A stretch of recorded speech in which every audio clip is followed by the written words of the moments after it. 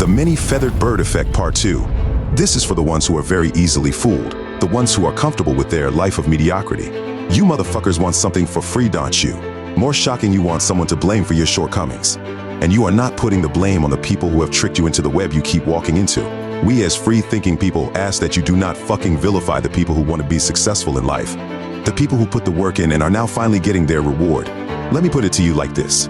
There are people who have made traps for you, and you keep falling into it. They trick you so fucking good that they have you thinking the successful people who are working hard are trying to keep you on the low end. When the people who try to lead you to a better position in life, you feel attacked and lash out at the people trying to help you. This is how deep the programming has you. We are damn near in the 22nd century, and my ask is that you spend an hour a day researching this information I am about to give you. Put the cockroach spray down and bring that ass to the Lequint Dickey history class. The shit is real, and tonight's video clips will prove all claims. Now, ladies and gents, crack fiends and meth heads, fried chicken Christians, I call the KS 1075 Make-A-Wish at Christmas because I fucked around all year ass bitch. I give you the Grand Duke of Lintaw, the champion of Matulu's River, the Grand Inquisitor, Snooter Jones and the Sixth Circle of Doom, Membanti's magic staff, the real brother caught between the moon and the mile-high city, the talented Mr. Dickey.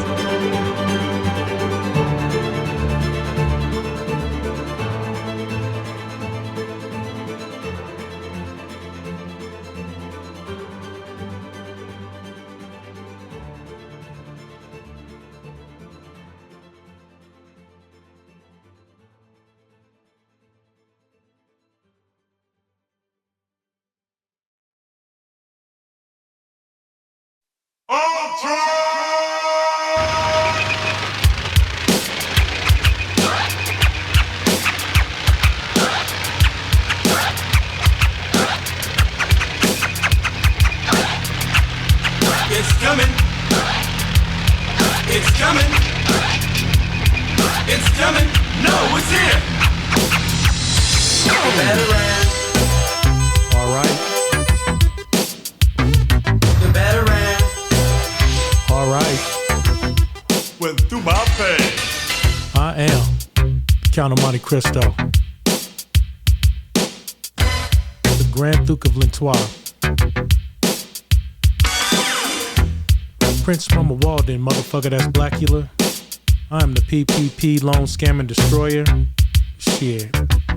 I'm the talented Mr. Dickey, y'all. In today's show, we still political, stemming from last week. So bear with me, it's one more week before the election, and I'm just trying to give y'all a little history. It's Wednesday, how's everybody doing today? It's cold in the motherfucker. Yeah. The Veteran. The Veteran. The Veteran.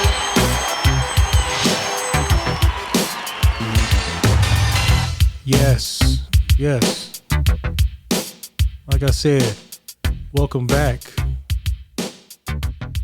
And it is Wednesday, and it's cold as hell outside. I wasn't digging that shit at all. But this is the Many Feathered Bird Effect Part 2, and we just gonna dive right into this shit. And this is I guess the second class of the Lequint Dickey history class. Shit, fuck it. I'm giving y'all some history because y'all can't be steadily walking into the web, you know, shit. You know what I'm saying? Like, we've been tricked.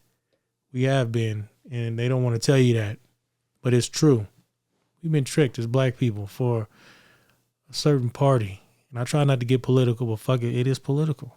It is. Like, we are on the cusp right now of either your businesses and your livelihood either going back up, or we keep going back down into this shit that we're in. And it's not even our fault. I can't stand when motherfuckers be like, yeah, you know that we're in debt, this and that. Motherfucker, I'm not in debt as shit. You know what I mean? But my shit, you know what I'm saying? Like, what the fuck?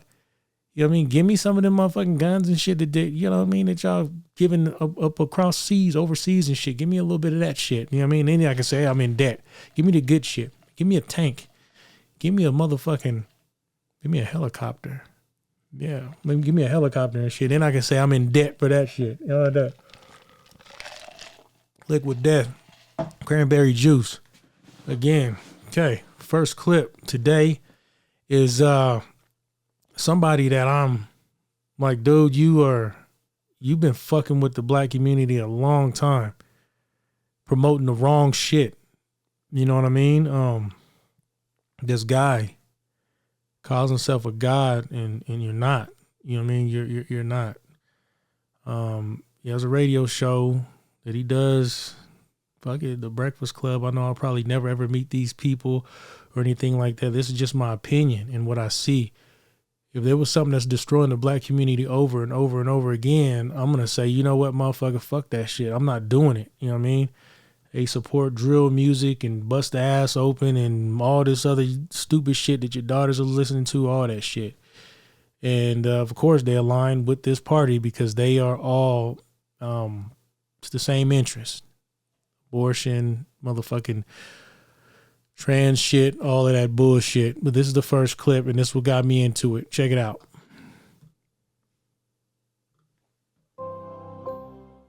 So I'm coming to you. My feelings are hurt. Fair use. Outside. Kamala Harris didn't want to talk to the New Yorker. We just did a huge profile of her by Evan Osnos. We've been trying like hell to cover her thoroughly. Mm-hmm. And she's obviously got another strategy. She spoke to you and she spoke to Fox. She spoke to any number of people. What's in Kamala Harris's mind? What's her media strategy going down the stretch? I mean, that's an interesting question because I don't know how much of this stuff is actually, getting to her. Like, I mean, does she know that the New Yorker wanted to do? Maybe not the New Yorker specifically, Yeah, but yeah. I got to think, sure. She knows, she's icing the New York Times, the Washington Post, that kind of thing.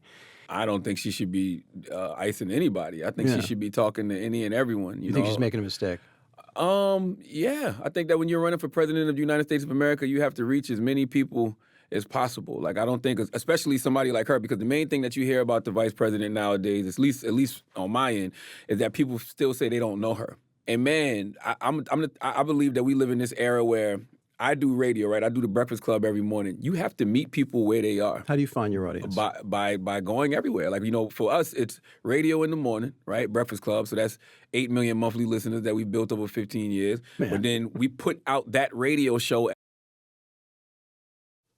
8 million listeners. Over 15 years of you polluting the black community with a lot of bullshit. A lot. Nothing positives come out of there.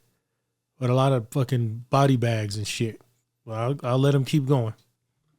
Daily podcast. Then we also take that same content, put it out on YouTube. Then we take that same content and cut it up and put it out on social media. So you really have to meet people, where they are nowadays. You have to. I hope my masters at public radio are listening to you. Because you're right. You've got it right. What's interesting, that the interview that we just did with the vice president, that was an audio town hall. And I got to salute, Bob Pittman, who's the CEO of iHeartRadio. Mm-hmm. He was like, yo, we're an audio company. Like, let's and me and Bob always talk about the power of radio. So let's show people the power of radio. That interview was a live 1 hour audio interview. Wasn't any television, wasn't any social media. Like, you had to come to various radio stations across the country to listen to that interview. So I want to get a sense of how you felt in the room with her.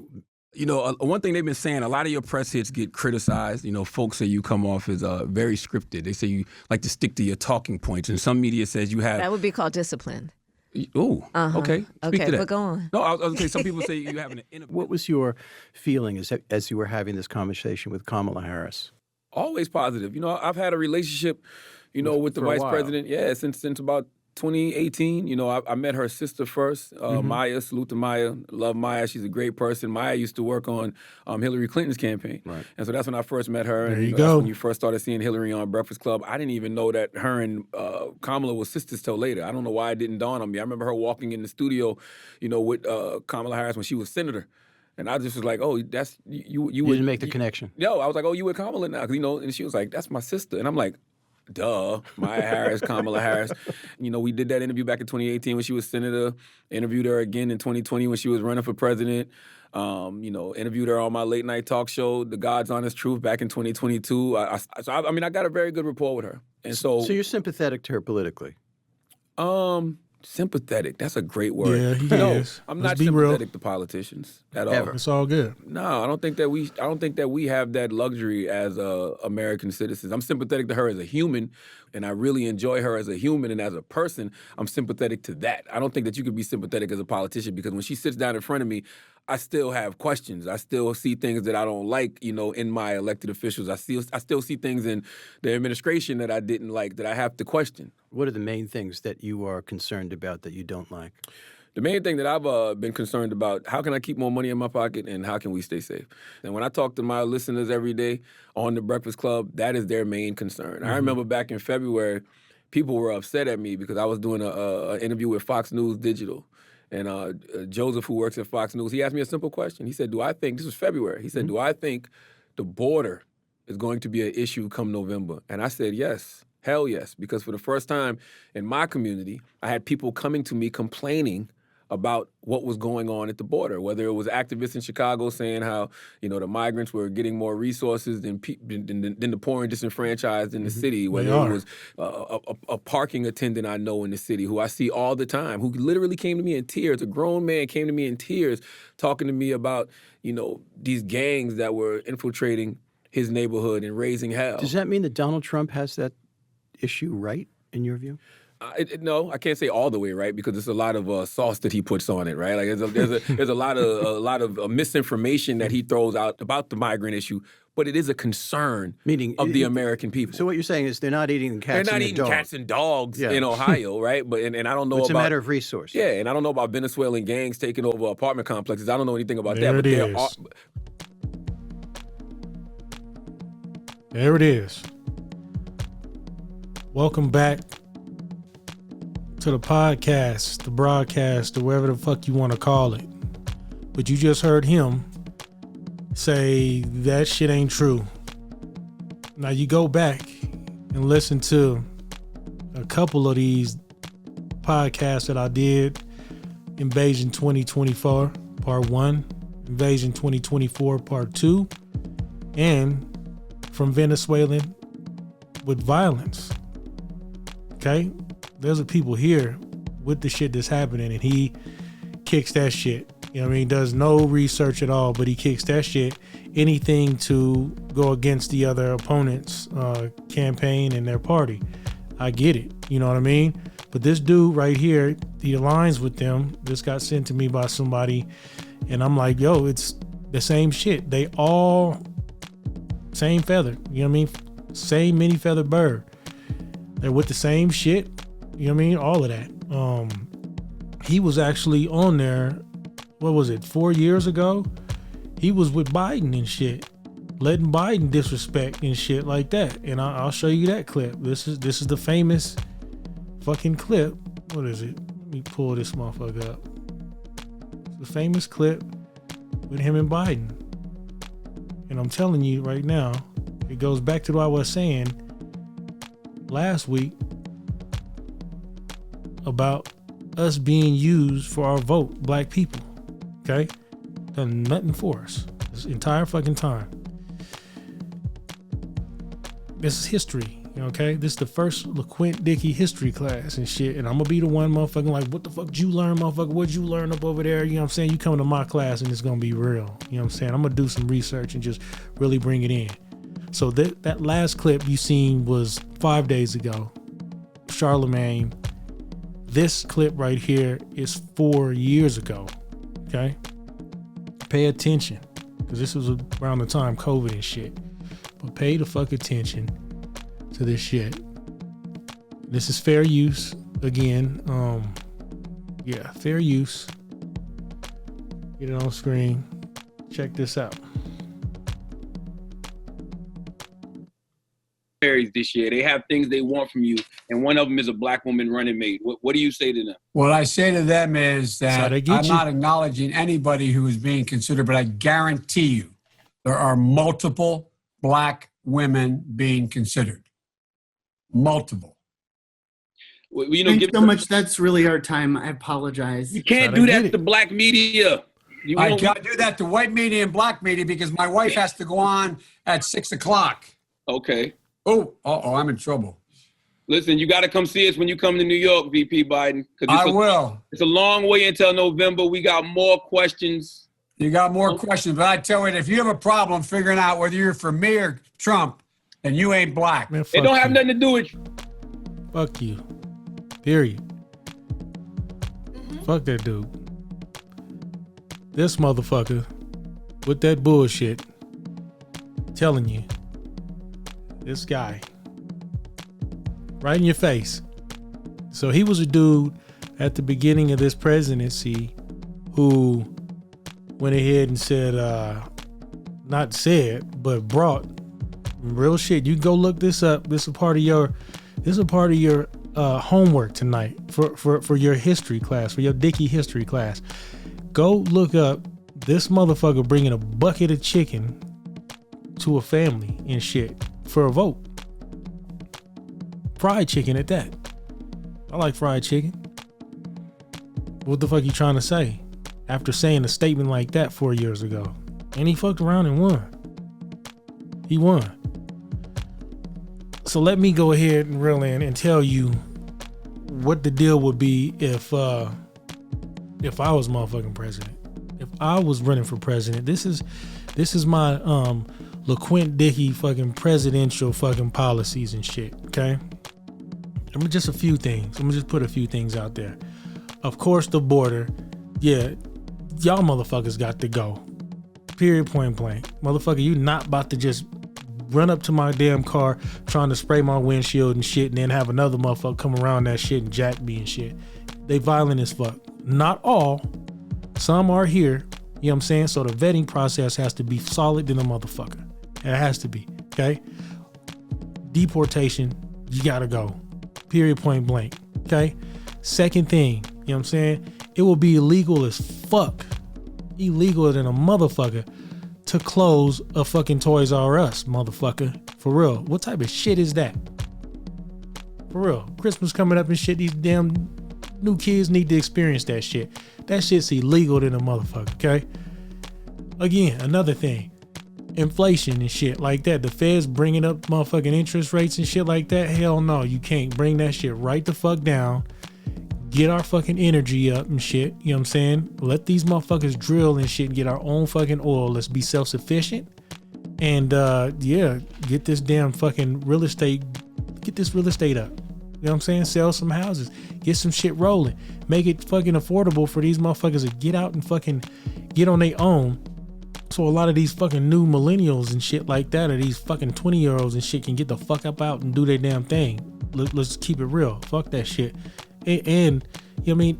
Have other people, entrepreneurs like myself, go buy up different properties and shit and just keep it rolling like the 80s was.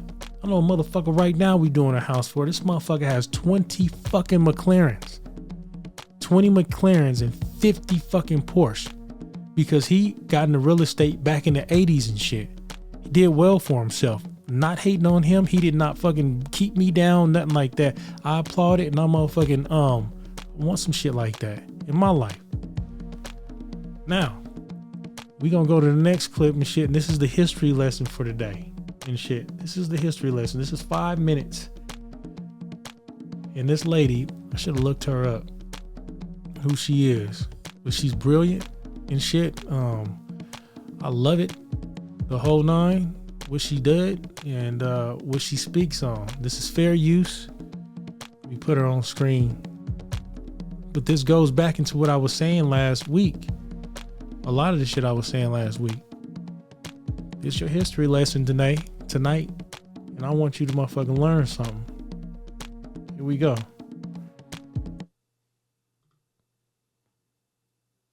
When you think about racial equality and civil rights, which political party comes to mind?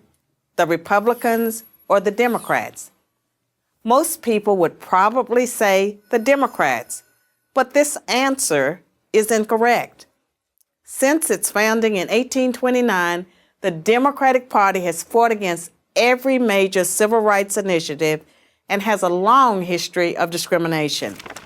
The Democratic Party defended slavery, started the Civil War, opposed Reconstruction, founded the Ku Klux Klan, imposed segregation, perpetrated lynchings, and fought against the Civil Rights Acts of the 1950s and 1960s. In contrast, the Republican Party was founded in 1854 as an anti-slavery party. Its mission was to stop the spread of slavery into the new Western territories with the aim of abolishing it entirely. This effort, however, was dealt a major blow by the Supreme Court in the 1857 case Dred Scott versus Sandford. The court ruled that slaves aren't citizens, they're property. The 7 justices who voted in favor of slavery, all Democrats. What? The 2 justices who dissented, both Republicans. Say what? The slavery question was, of course, ultimately resolved by a bloody civil war. The commander-in-chief during that war was the first Republican president, Abraham Lincoln, the man who freed the slaves. 6 days after the Confederate Army surrendered, John Wilkes Booth, a Democrat, assassinated President Lincoln. What does that remind you of? That reminds you of a certain someone who just got a fucking attempt on his life? There's a theme going on here. Look like the Democrats is pretty violent. Don't that remind you of somebody who just got an attempt on his life? Not once, but twice. Okay? Come on. Lincoln's president, a Democrat named Andrew Johnson, assumed the presidency. Right after he got smoked. But Johnson adamantly opposed Lincoln's plan to integrate the newly freed slaves into the South's economic and social order. Johnson and the Democratic Party were unified in their opposition to the 13th Amendment, which abolished slavery, the 14th Amendment, which gave blacks citizenship, and the 15th Amendment, which gave blacks the vote. All 3 passed only because of universal Republican support. During the era of Reconstruction, federal troops stationed in the South helped secure rights for the newly freed slaves. Hundreds of black men were elected to Southern state legislatures as Republicans, and 22 black Republicans served in the U.S. Congress by 1900. The Democrats did not elect a black man to Congress until 1935. Obama. But after Reconstruction ended, when the federal troops went home, Democrats roared back into power in the South. They quickly reestablished white supremacy across the region with measures like black codes, laws that restricted the ability of blacks to own property and run businesses, and they imposed poll taxes and literacy tests used to subvert black citizens' right to vote. Basically saying, motherfucker, if your ass can't read and shit, you can't vote. And what they do back then, didn't let motherfucking blacks read. Come on. This enforced by terror, much of it instigated by the Ku Klux Klan, founded by a Democrat. What the fuck did I say last week? Bedford Forrest. As historian Eric Foner, himself a Democrat, notes, in effect, the Klan was a military force serving the interests of the Democratic Party. What the fuck President did I say? Woodrow Wilson, a Democrat, shared many views with the Klan. He resegregated many federal agencies and even screened the first movie ever played at the White House, the racist film, The Birth of a Nation. Let me tell you something about Birth of a Nation. Now, y'all take y'all notes for this, for your homework. The Birth of a Nation had it to where they depicted blacks, these motherfuckers in blackface, like going around and just like getting fucking the white women and just like raping them. I can't say the R word, but that's what it depicted. And it depicted the Klan coming and being the hero like the fucking Avengers and shit, and getting the blacks and shit, like fucking them up, lynching them and shit like that. You know what I'm saying? To save them. Like all fucking we were back then was just ejaculation was our motivation and shit. You know what I'm saying? I'll let you know right now, ejaculation's never been my motivation and shit. It's been the one thing. I'm a capitalist and shit, but let me keep this going. But that's your homework for tonight, okay? Look this up. Originally entitled The Klansman. A few decades later, the only serious congressional opposition to the landmark Civil Rights Act of 1964 came from Democrats. 80% of Republicans in Congress supported the bill. Less than 70% of Democrats did. Democratic senators filibustered the bill for 75 days until Republicans mustered the few extra votes needed to break the logjam.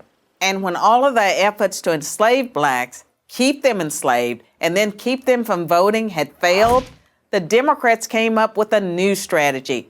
If black people are going to vote, they might as well vote for Democrats. As President Lyndon Johnson was purported to have said about the Civil Rights Act, I'll have them voting Democrat for 200 years. Say what?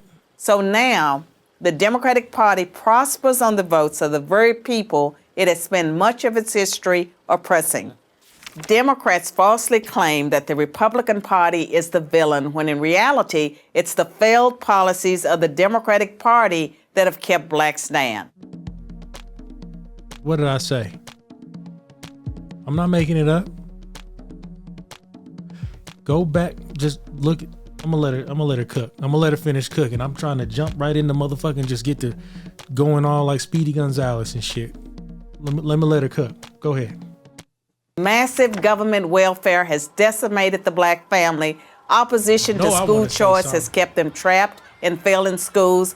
Politically correct policing has left black neighborhoods defenseless against violent crime. So when you think about racial equality and civil rights, which political party should come to mind? I'm Carol Swain, professor of political science and law at Vanderbilt University for Prager University. Thanks for watching. To keep our videos free, click here.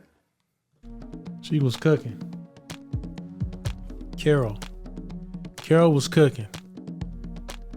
But that's your history lesson for tonight. This is the many feather bird effect, right? He said he'll have your asses voting for 200 years for these motherfuckers, right? And right now it seemed like it worked. How long has Democrats been in power right now? You know what I'm saying? A long time. Go look at your Democratic cities and shit. Look at Colorado, man. Look at Denver, Colorado. I'm here right now. And in the summertime, no, I don't want to go downtown for shit. I don't. It's fucked up. It's been getting fucked up before fucking even Trump was up in that motherfucking shit. It was getting fucked up during the riots and shit. And it's just going down more and more and more and more. Okay? They pass laws for motherfuckers to be fucking drug addicts and shit and tell them they can shoot up and shit right in front of little children and all that shit. You see zombies walking around in fucking Baltimore and shit. There's another city and shit, Democrat red, where there's drug addicts walking around like fucking zombies everywhere. If you don't see that shit, you got the internet, man, go look it up and shit. You know what I'm saying? You can do that shit in my class. You can go to the internet and look all your shit up. I don't give a fuck. As long as the right shit. You know what I'm saying? Look it up and it'll be right the fuck there. Use the internet for something other than looking at booty, like I said before. But this is real. You got a week left to go and do your thing.